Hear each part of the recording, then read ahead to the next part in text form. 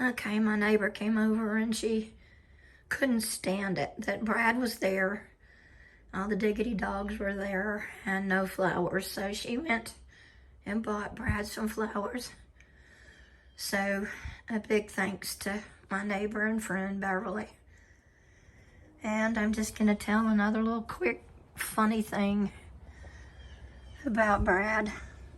The day that I went over and I got to tell him bye one last time. They got him ready and I went into the chapel.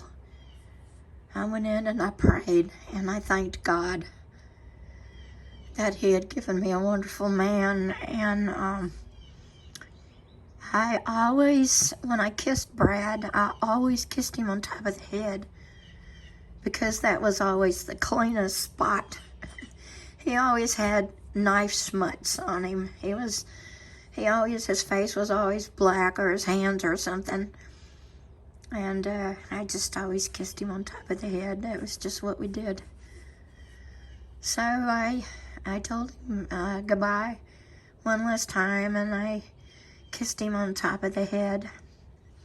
And then I prayed some more, and then while I was standing there, I started feeling really, like I was going to pass out. But more than anything, my face and my mouth was just burning. And I thought, okay, well, you're just hyperventilating or something, So we left. And the next morning, when I got up, I had a huge blister on my mouth. And I thought, oh, Brad, I thought about that kiss, that last kiss on top of his head, and it just made me laugh because he would think that was the funniest thing he ever heard, that I kissed him one last time on top of the head and got this gigantic, I have no idea what it was and where it came from. It was just a multiple,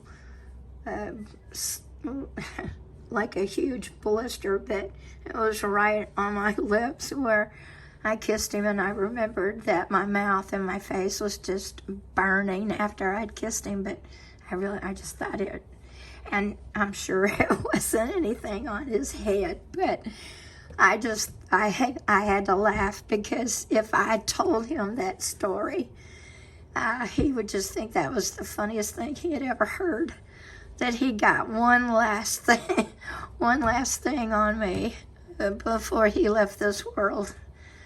So there you have it, another story, a funny story about Brad leaving this world. Okay, guys, love you, bye.